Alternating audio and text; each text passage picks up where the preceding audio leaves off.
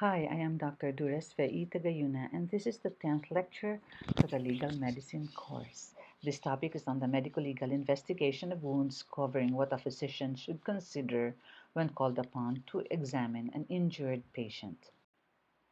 There are rules to be observed by the physician in the examination of wounds. 1. All injuries must be described, however small, for it may be important later. Second, the description of the wounds must be comprehensive, and if possible, a sketch or a photograph must be taken and attached.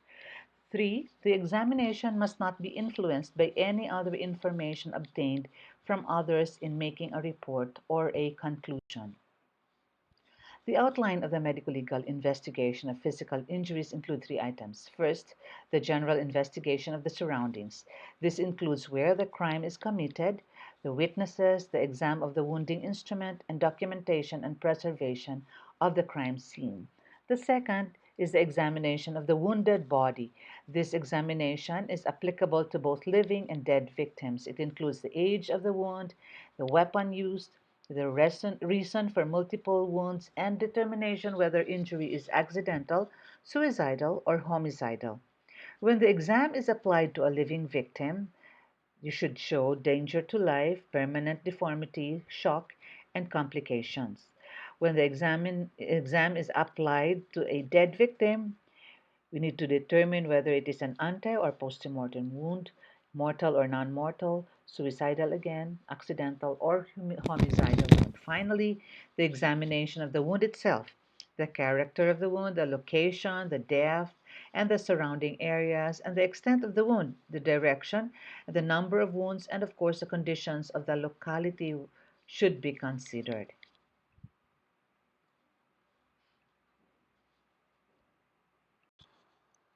A wound created prior to death will most likely create copious hemorrhage, which is usually arterial. There will be spouting of blood from the arteries with clotted blood. There is deep staining of the cellular tissues and of the gaping edges, and it is not easily removed by washing. Inflammation or reparative process is present. On the other hand, a wound inflicted in the postmortem state will have little or no hemorrhage, and if there is some kind of bleeding, it will most likely be venous. There will be no spouting of blood. It is not clotted, but sometimes there will be a soft clot. There is no staining nor signs of inflammation of the cellular tissues, and the edges are approximated.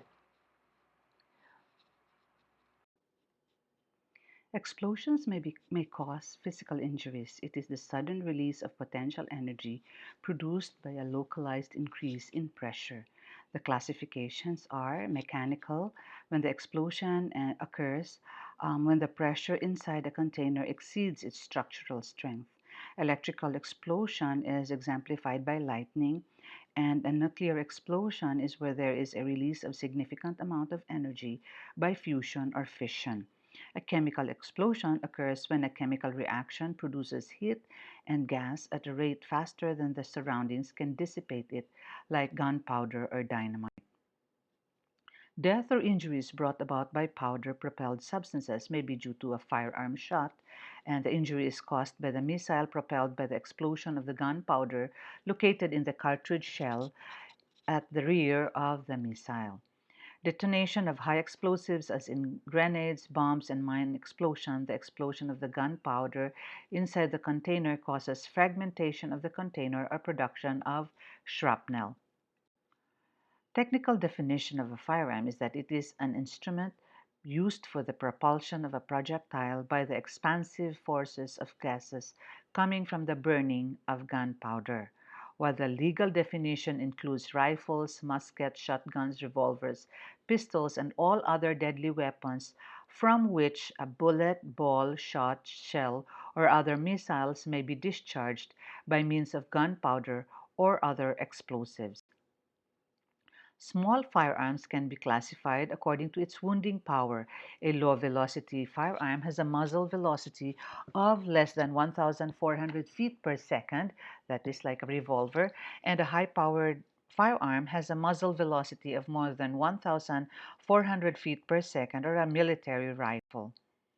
The classification of small firearms according to the nature of the bore include a small smooth-bore weapon where the inside portion of the barrel is perfectly smooth from the firing chamber to the muzzle like that of a shotgun, or a rifled bore weapon where the bore of the barrel is with spiral lands and grooves parallel with one another but twisted spirally from breech to muzzle like that seen in a military rifle.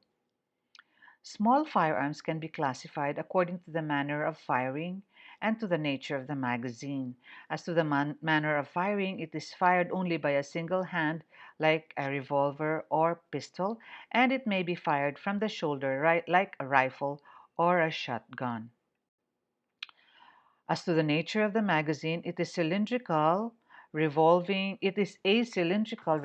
magazine firearm when the cartridge is located in a cylindrical magazine which rotates at the rear portion of the barrel like the revolver, or it's a vertical or horizontal magazine firearm when the cartridge is held one after the other vertically or horizontally and also held in place by a spring side to side or end to end as in an automatic pistol.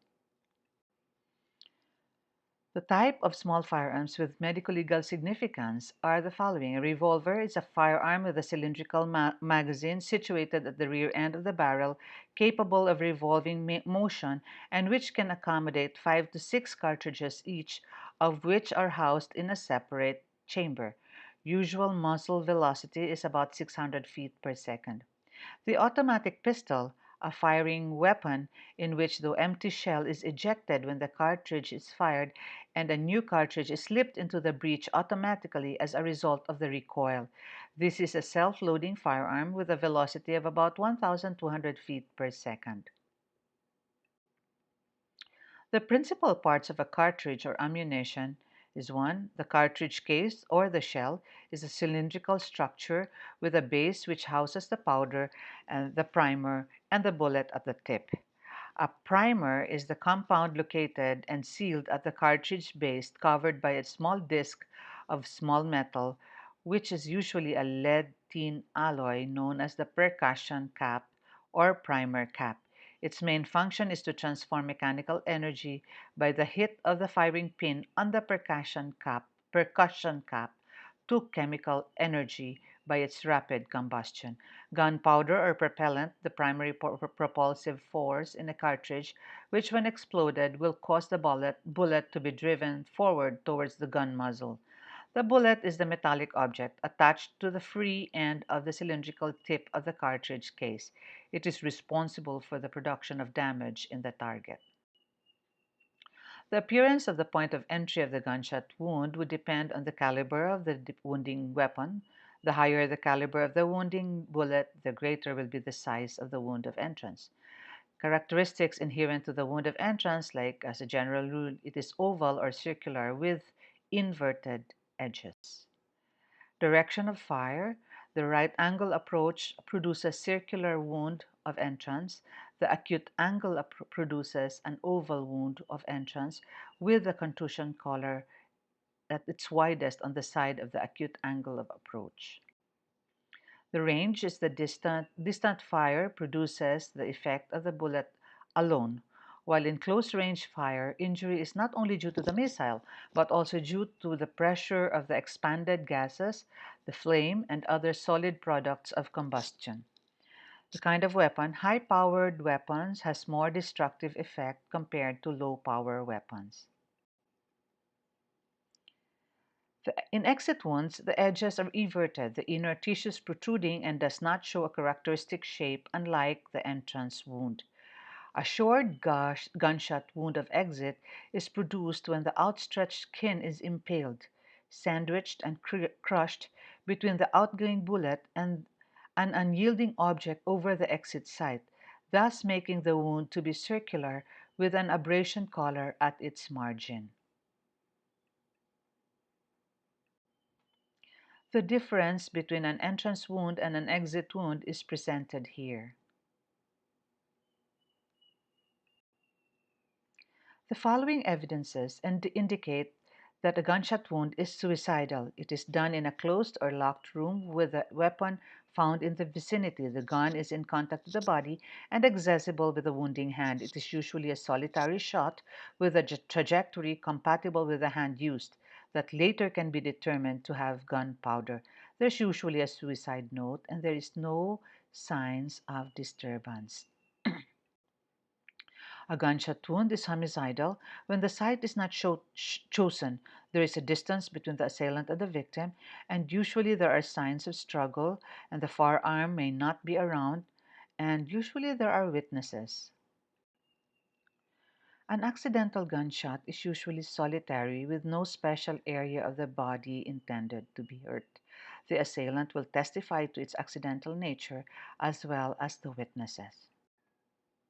It is important to determine the presence of gunpowder on the skin of the victim, as this will determine the distance of the gun muzzle when fired, and it will also determine if the person has fired a firearm. To determine the presence of gunpowder, there is gross examination or exam with the use of a hand lens, and this should be carried out as well as the microscopic examination and chemical tests. In chemical tests, there are laboratory tests to determine firearm residues on the skin, such as dermal nitrate test, paraffin test, lungs test, diphenylamine test, or a Gonzalez test. When the paraffin is in the clothing, the tests are the Walker's test and the C acid test and the H acid test. The factors used in the identification of the firearm used in the commission of the crime are 1. The caliber of the weapon, fingerprints, fouling of the barrel, serial number, and ballistics examination. Ballistics is the study of physical forces reacting on projectiles or missiles, while forensic ballistics, also known as firearm identification, deals with the examination of fired bullets and cartridge cases in a particular gun to the exclusion of all others. Thank you very much for your kind attention.